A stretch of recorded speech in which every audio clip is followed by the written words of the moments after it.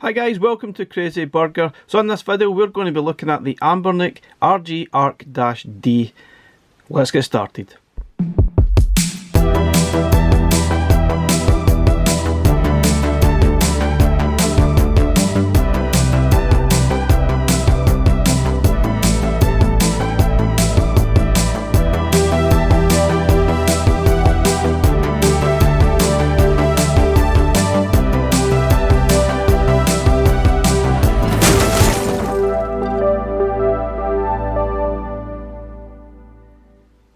Okay guys, so this is the Anbernic RG ARC-D. It also has a -S model which has basically slightly less RAM than this, and it comes in different colours. I think the colours we'll see here, we've got black and grey, and it's obviously based on the kind of Sega Saturn controller from back in the day. I'm pretty sure this particular colour was probably like a Japanese variant. I might be completely wrong with that, but the standard version is what I have here, is the sort of grey black style version. I think the -S has sort of crystal versions of this unit, but the -D is probably the one to have, and it's a slightly more powerful unit. And it currently retails maybe roughly about £140. You could probably get that for less, or it might be even slightly more, upwards towards £200 depending on sales and stuff. But anyway, it is a pretty nice looking machine. There's not really an awful lot in the box. It is pretty basic, so let's get this thing opened up. Okay, once you open up, obviously you've got this lovely protector. Let's put that to the side. You've got the unit inside the box, obviously, and you have your charge cable. And the charge cable is a USB-C, the standard stuff that you get with these units. In the box as well, you've got your really quite in-depth instruction pamphlet, which is quite cool. I've got a screen protector as well, and there was also another memory card here. And the memory for this one is 128 gig memory card inserted. There's two memory cards for the unit. I think there's one 16 gig and 128, and both of them are inserted. Now it does make a difference which one you have inserted. I think if you take one out, it boots into the Android system.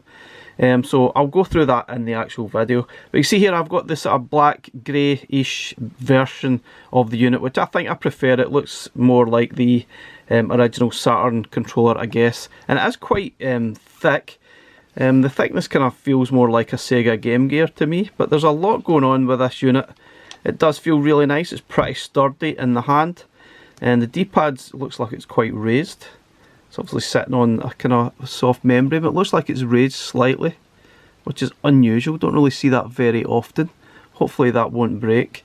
You've got your start and select buttons up here, as per usual with these devices. And we've got 6 front face buttons, and they're all quite nice as well. And that's really it on the front. Again, you've got your 4-inch IPS display. It does look really nice. On the top, a little bit more complicated. Here we've got your charging slot here. We've also got an OTG USB-C slot here. This is probably to add additional peripherals, like another controller perhaps. You've got your HDMI or mini HDMI out, I guess, if you want to display it on your TV. We've got a function button here, which is quite important for a lot of different things, jumping into like Retro ARC, and obviously that type of thing, and maybe even going back to the main screen, but we'll go through that in the video. These are your volume up and down buttons, and this is your on off switch right at the end. Nothing actually on the back, very basic. I'm actually surprised there's no like, vents for overheating, but I have played this for a good few days now, and I've not really noticed any massive overheating, so doesn't seem to be a problem anyway. Okay guys, inside the unit is 2 memory cards, probably not the greatest memory card. We've got a 16 gig memory card. This is for your Linux side, and there's also one that has all the ROMs on it. So we also have a 128 gig memory card, not the greatest one either. This is the one that has all your ROMs in it, and it does make a difference which slot you actually put these into. So we'll start off with the left hand one. It boots into Linux, and there's obviously not a lot of games installed, but it does have a difference, and I'll show you that in the video here. I have to say it does feel really nice on the hands. We also forgot to mention there is shoulder buttons on either side, 2 left and right, and they feel very soft, very nice to actually use. Not sure how many games are actually going to utilise them anyway, but they're there if we need them. Okay, so once we get started, just with the left memory stick inserted. Obviously there's not a lot of ROMs here, but there's a reason for me doing this, because you get access to some ports which you can't get access somehow with the other memory card included, which is a bit weird. So obviously use the D-pad to go through the basic options here, and I think it's A to choose an option, or B to go back. Now obviously there's nothing much happening at the moment, but the reason why I'm sort of jumping in here is there are different options here. You can play the Bomberman game here, or you've got a version of, I think, a port of Doom, and it is actually pretty good. So I'll have a quick look at this before we jump into the main sort of sections of the games. So sound wise, pretty decent. We've got 2 speakers on either side in the front of the unit.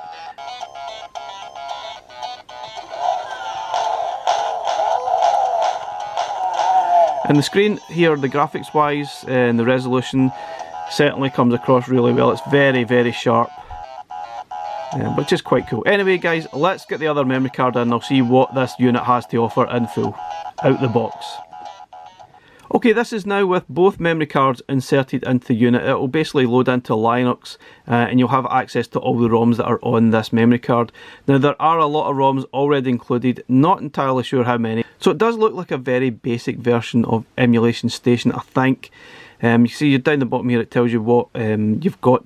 You've got a menu option to go through the sound, controller settings, connect to the network, streaming settings, gaming settings, that type of thing. So it's quite good. You've got access to all that type of thing. You can change your emulators, you can change the layout, all that type of thing. So that's quite good that we've got access to that. Also, I think you press the select button, there's a few other options as well. Shutting down the system, view the manual, launch a screensaver, that type of thing. But anyway, I'm not going to go too in depth into that. I'm going to just try and do an out-of-box experience and maybe do more in depth as we go. But okay, we've got some apps.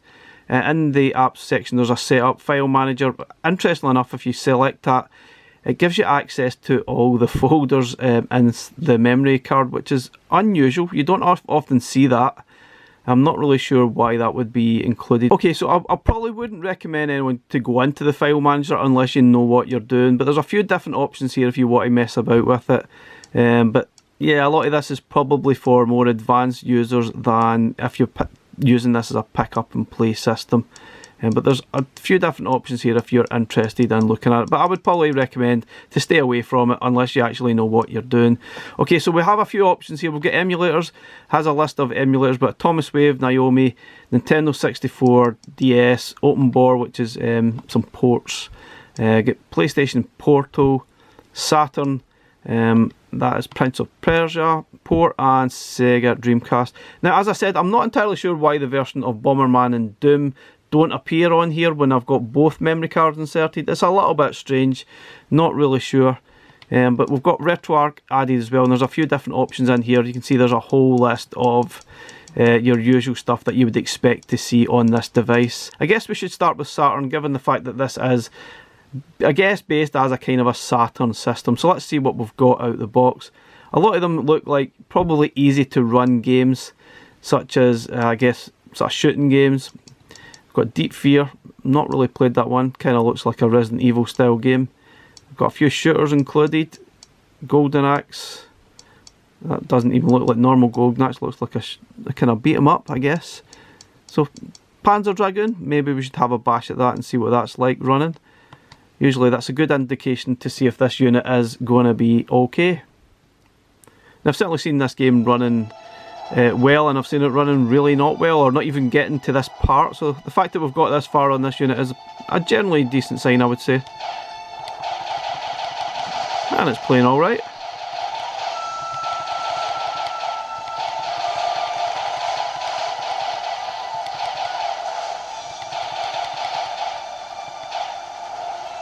Certainly seems to be playing pretty decent. Now I'm not saying it's going to be perfect, but I guess the fact that we've got this far is a really good sign.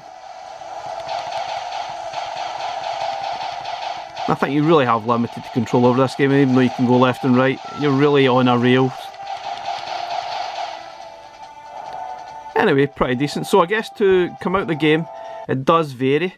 Now on this emulator you can press select and it brings up some options that you can use. You've got a save state options on the left here and a few other different things. I think if you press start and select, it usually jumps back, but it does vary. Other times you can press the function button and that brings up the emulator options as well. To get out the games, I think you hold down the function button, which is obviously this button at the top here, and press start, and that jumps back to the main screen. As so. So let's have a look at some of the other games that we've got. None of them, I guess, are too difficult or difficult games to actually run, I would say. But let's have a look at something that might be a bit trickier. Let's have a look at Virtua Cop. Okay. So far so good. I'm not saying it's running at full speed, but it does look alright. How do I reload? Oh, there you go. I think the fact this is running at this speed is pretty impressive, I think. How do I reload? I don't know how to reload. There's some graphical issues there, as you can see on the mountain there, so not sure what's happening, but yeah, I'm not great at this, am I? Hold down the B button, I think, to reload. I'm not great, but that's running pretty well, I think. Now these games might run a little bit better even still on the Android side, which we'll probably look in a separate video. But let's have a look at Virtua Fighter. Let's see how that runs. This one could struggle. So far so good.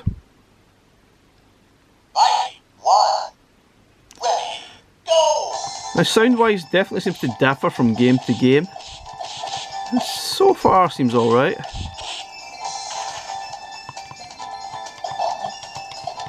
A little bit slow, but I reckon if I recall this game wasn't the quickest. Oh, haha, there was a massive glitch there.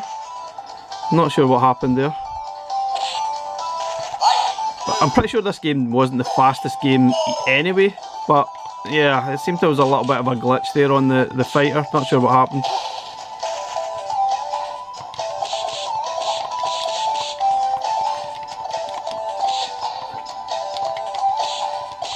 That seems okay. It seems alright. Well, there's another glitch, see that? Not sure what that's all about, and another one. Well, that's weird. So not sure what that one's about. It seems to be running okay apart from the really odd glitch in there. Okay guys, I'm not really sure I'm going to look at many more Saturn games. I'm not really sure the point. I don't think any of these are going to push the system too much. But so far so good. They're not the worst. The games actually run, they play reasonably well. There's obviously a few problems here and there. But it's not the worst at all. Let's have a look at something else, like PlayStation Portable. We've got a selection of games here. The usual stuff. There's a lot of mini stuff here that will probably run okay. But let's have a look at maybe Ridge Racer running. Okay, like Sega Saturn, you'll probably have access to the back-end emulation. I think you press the function button. This brings up the emulation. It does vary what button it is. It's either the select button or the function button that brings you into either RetroArch or whatever emulation that this is running. In this case it's the PSPP that's running. Obviously you get access to the different settings, save states. So setting wise you could probably mess about with this and maybe have the frame skip in if needed. And I've got that set at auto frame skip and frame skip mode 1. Because it wasn't quite perfect. It was okay, but it was a little bit juddery here and there. But let's have a look at some of the games running. Okay, it seems like we're using the A button to accelerate. Okay. Oh, let's have a look at the car. There you go.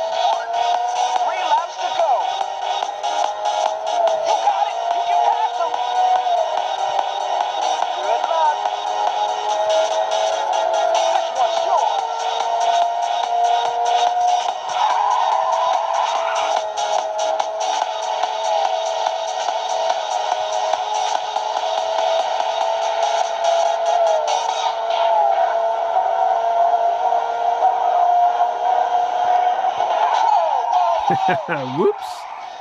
Anyway guys, let's jump out. It seems to be running absolutely fine. I guess at 1 frame skip it seems perfectly fine and acceptable. Not sure if it would run any of the bigger hitter games, obviously like your God of War. That's not included here, so I'm guessing it might struggle. I might look at that in a future video, but let's have a look maybe at one of the Tekken games and how that performs. Round 1. A little bit of a glitch there, I think.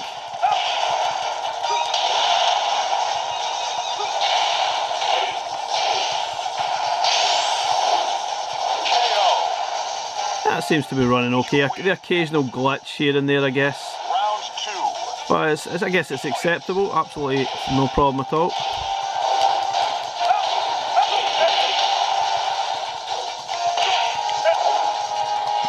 Graphically looks really decent and sounds fantastic. Haven't noticed that many glitching at all. Fantastic stuff, really good. Okay, so I guess PSP is not bad at all. I guess if you had God of War it probably would struggle, but that's not bad out the box. Well, we go to Sega Dreamcast now. Let's have a look at some of the games. Now, I think some of these games will be fine. These are like beat 'em ups, they'll be absolutely fine. Dynamite Cop, interesting stuff that they've included here. Igaruga, that will probably struggle, I guess, but we'll look at it. Power Stone, the classic. Ready to Rumble Boxing. Let's have a look at that. I'm intrigued. And I guess some games might not be ideal because obviously we are missing the dual or the sort of thumbstick that were present on the Dreamcast and the N64. So button mapping might be a problem. Hopefully we can maybe get around that by utilising RetroArch in the background. You obviously have options of which emulator you can run. You can see here we've got the frame rate at the bottom here. Let's not. Sorry. Lulu Valentine. Oh my god, I'm facing a girl. This isn't good.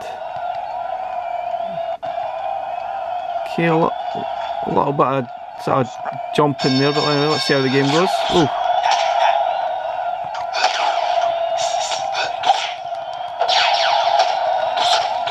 Oh, she's good. Oh. So the right trigger nullifies the sound, that's weird. Weird. Okay, whatever. That performance seems alright on this, I think.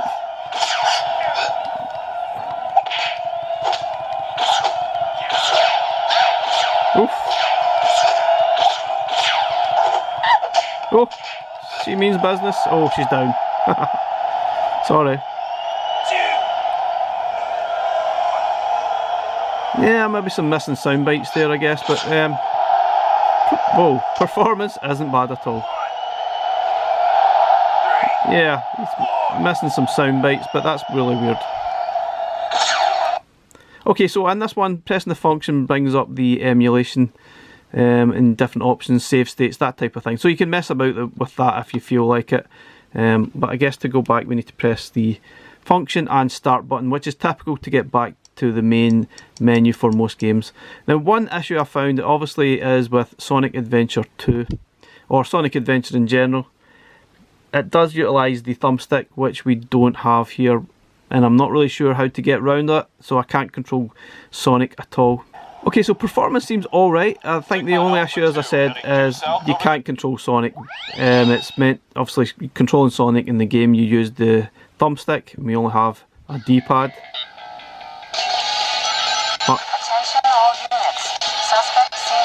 Seems okay. Again, there's a little bit of breakup with the audio. So clearly not perfect. And yeah, see, I can't move Sonic with the D-pad, so it's practically unplayable. I'm not sure if you can change that in the settings, I guess, to make Sonic playable. I'm not sure. Let me see if there's options. Control options, maybe. In some of the games you should have some control options to change, but yeah, there's nothing here, which isn't good. So not really much I can do with that. Connected internet won't happen here. Anyway guys, that one won't work. There might be some options in the emulation, I guess, to try and change that, but out the box it's not going to happen. It's not going to work. There's interesting games here included. Performance seems alright so far. There's definitely a few audio glitches here and there. Let's check out Igaruga, that might struggle. So as per the other Dreamcast games, there's some audio glitches. Graphically it looks fantastic, but yeah, there's certainly some audio glitches. There might be something we can do about that in the sort of settings, I guess.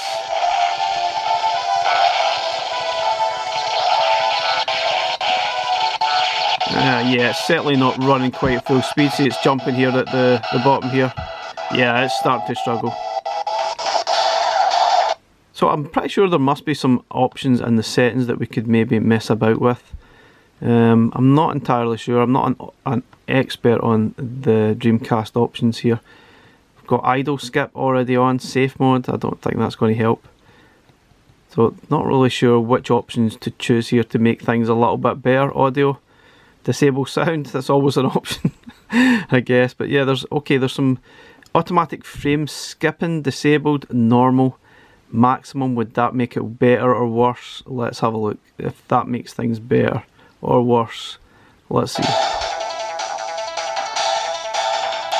That seems to help. Oh, wrong one.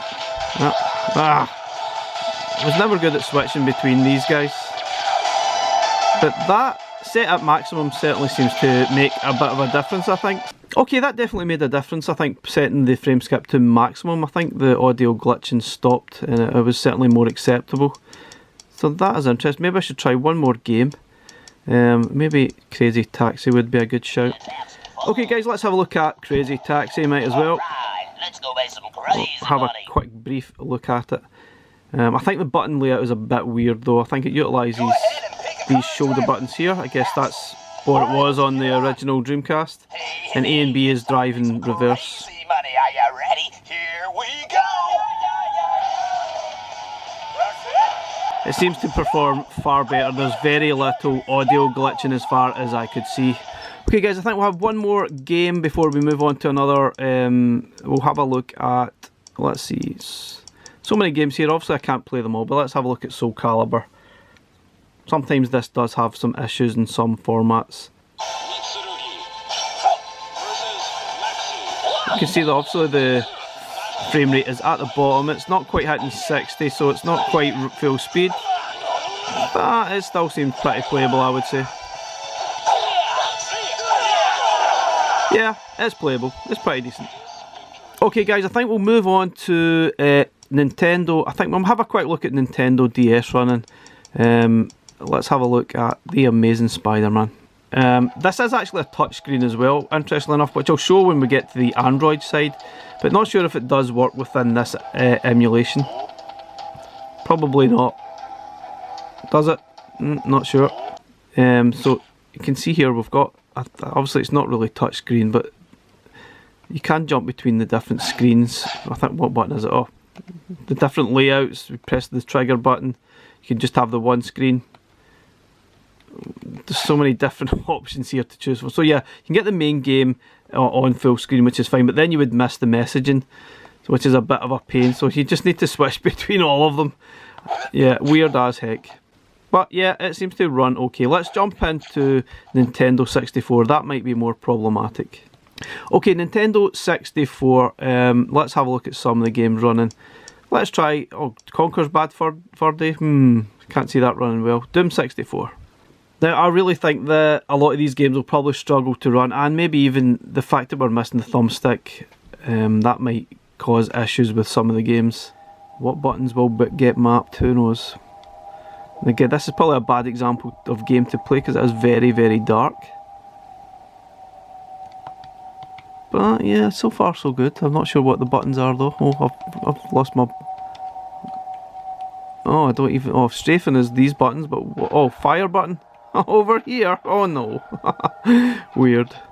Anyway, here's what it is. I wonder if we could change that. Oh. The performance seems alright though. Just the button layout is odd. It's quite dark. Obviously we are playing Doom. At least that button maps, which is good. Oh. Oh, I forgot what button I've got. Yeah, let's go to punch. Alright. Oh, so the button mapping is all over the place, but at least it is playable. That's something. So I'm not sure, I don't have access to any of the emulation options. I couldn't get in there, so I'm not really sure what we can change, if anything. Now I know you can go to the menu button and you can mess about with some of the game settings in here. Per system advanced, so you can maybe mess about with which emulator you want to run for certain things. Emulator set to auto. You've only got a couple of options, so if you do have issues you might want to mess about here. Wonder about Dreamcast as well, which ones that's running.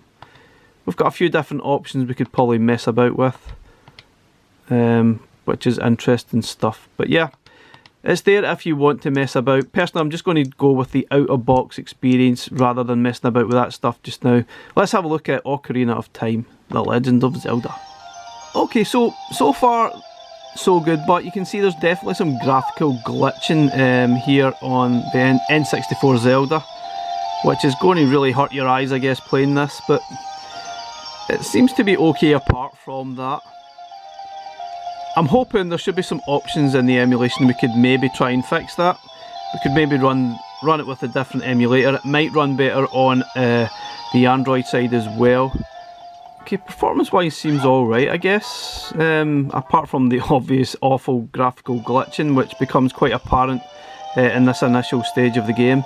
So not sure how the game would, if it would slow down. I guess we have like boss fights, but that is very off-putting. Oh my.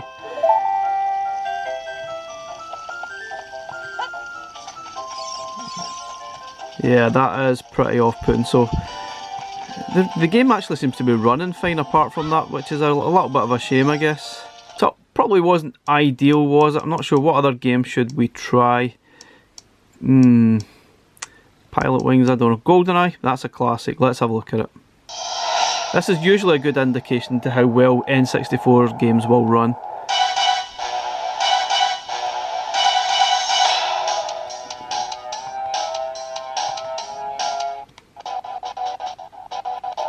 You can hear a little bit of those graphical glitching there. Seems alright. What is the button mapping though? I have not got a clue. Watch the shoot button. Again, it's the left trigger for shoot button. That is so bizarre. Yeah, it's certainly not running at full speed, but I've seen it run a lot worse on some devices, so it ain't too bad at all.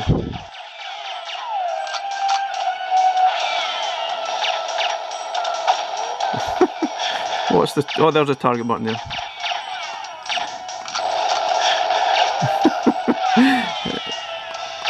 It certainly is a bit tricky to play on this D-pad, I guess, though.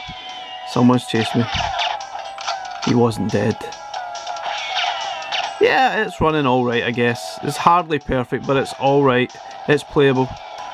Yeah, a little bit of graphical glitching there as well, for some reason. Probably less of an issue here than it was on Zelda.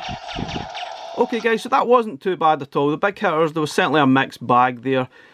Stuff like Dreamcast, PlayStation Portable, Saturn, they ran okay, some issues here and there, but it wasn't bad. Nintendo 64 and DS were not bad. Probably the most issues we had was probably with Nintendo 64, just with some graphical glitching, but it wasn't really that bad, I guess. Might differ from game to game.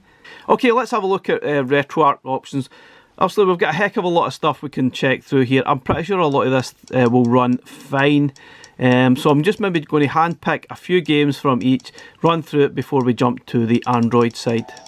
So this is AB Cop Run on Fireburn Neo. Sometimes this game does struggle to run. And it's a bit of a strange one. It does utilise some really odd buttons as well. Oh yeah, we're utilising the trigger buttons for this one, so that's interesting. And it seems to be playing really well.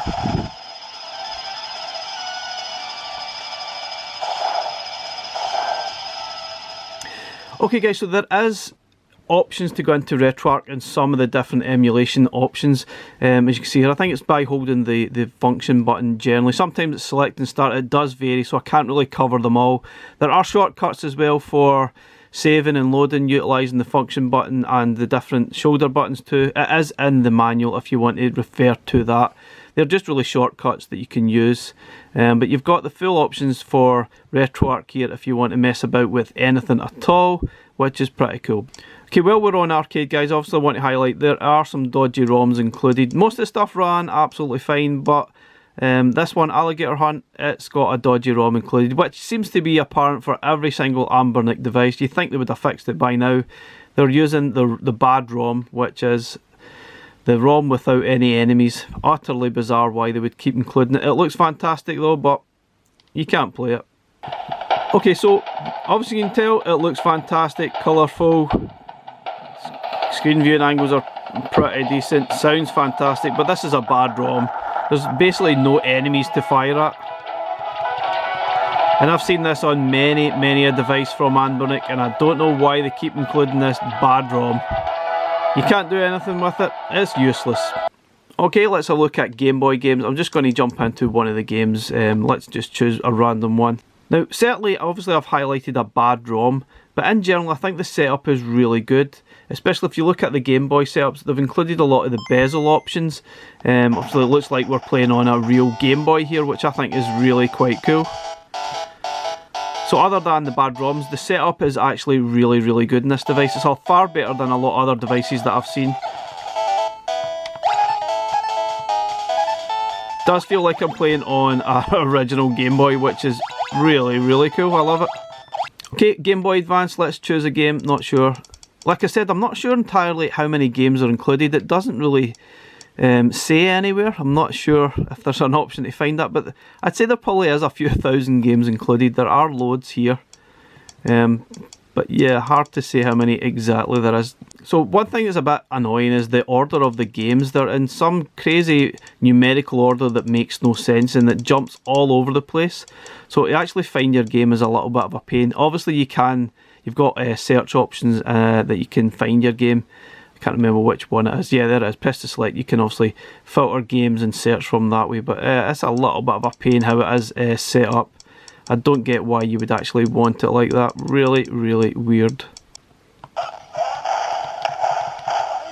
Game seems to be running alright. See, I love the fact that they've got the bezels set up as well for this. It's really quite cool. I love it. I'll try to remember what the buttons are.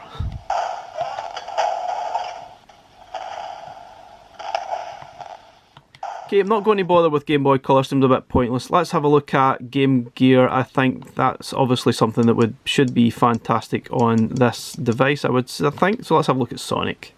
So certainly something I've noticed and highlighted already. Sound seems to differ from emulation to emulation. Sometimes it's a bit quiet, other times it's very loud. So that's probably a little bit of a problem. Maybe it's an emulation issue.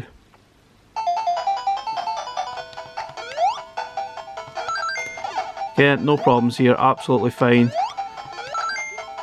Plays great, and yeah, it does feel like I'm playing on an original Game Gear. How cool is that? Okay, obviously we've already tried MAME. I'm not really going through that. Everything should be fine. You might have the odd issues with dodgy ROMs, like I've already said. But let's have a look at Mega Drive now. There's a lot of games already included.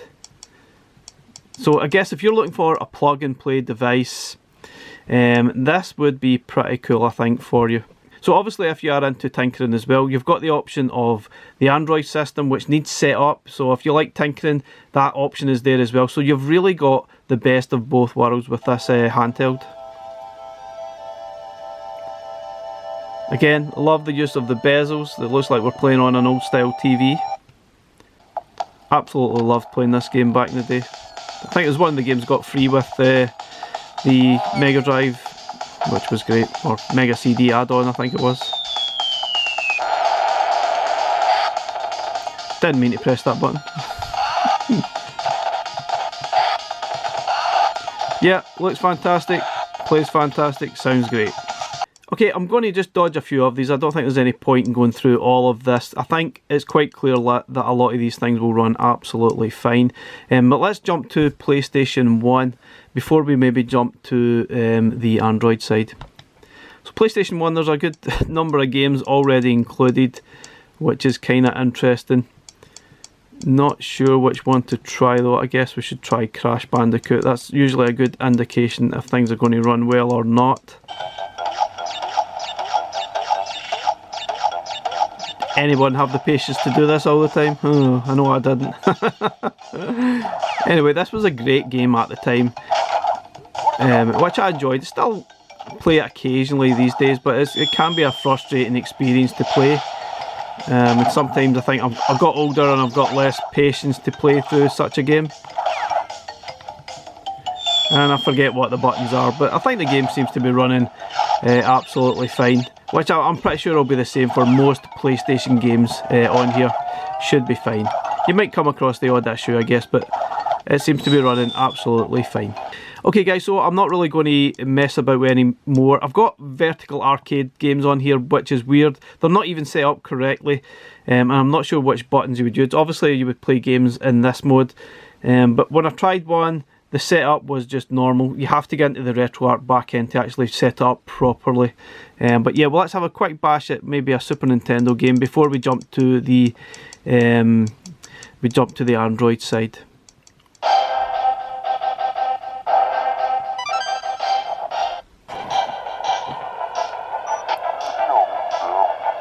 So interesting, it's obviously the Japanese ROM that's included, so that's weird. It is what it is, eh?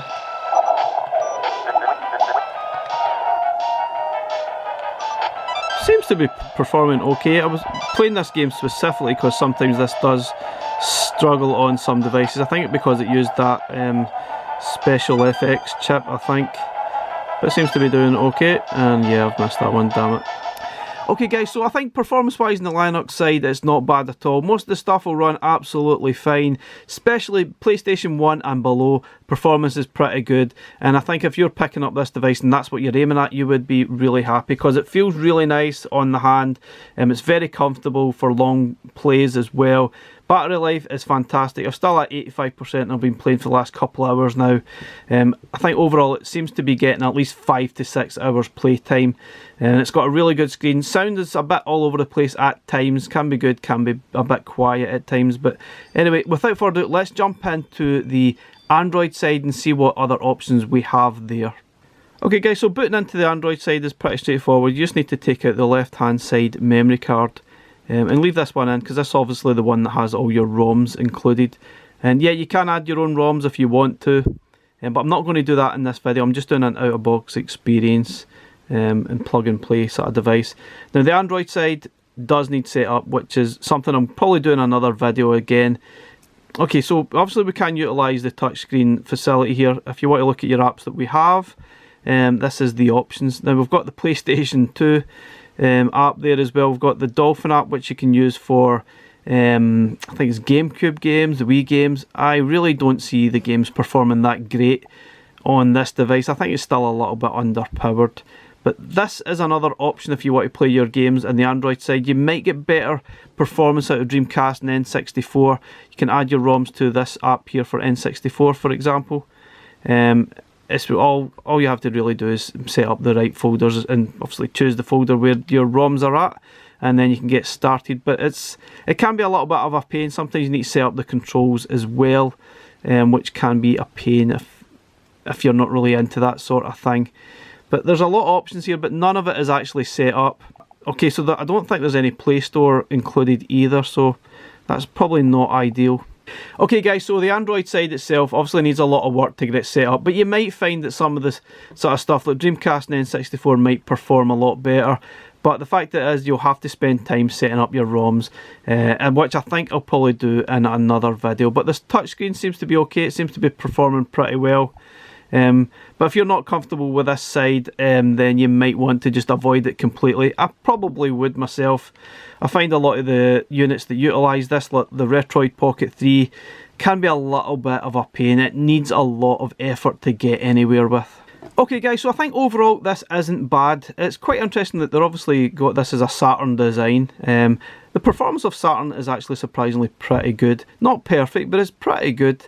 I think I will do a showcase video just focusing on Saturn videos on their own, because I think I need to add some more own ROMs to see the performance in a wider scale.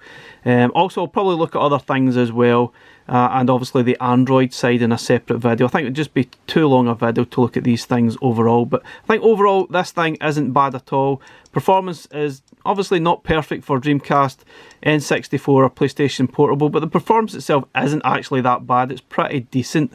Obviously stuff below that, like PlayStation 1 and below, all play absolutely fine. And I definitely like this little device. It feels very comfortable in the hands, nice D-pad, Buttons are all great, shoulder buttons fine. Sound probably not great across the board, but it's a very nice device, and if you can get this at a decent price, maybe 150 quid, I would certainly advise picking up. It is a very decent device, and it certainly has potential to be even better than it is outside the box with a little bit of tweaking. Anyway guys, thank you very much for watching our video. I'll leave a link in the description if you're interested in buying it. I purchased this from Droids UK, which is an absolutely great company, but probably not the cheapest. You might find it cheaper elsewhere. Anyway guys, thank you for watching again. We'll catch you again in the next one. Bye for now. Some of these shooters on Saturn are crazy stuff. I'm pretty sure a lot of these games were probably released in Japan only. But it's nice to have a quick bash at them. They are quite impressive.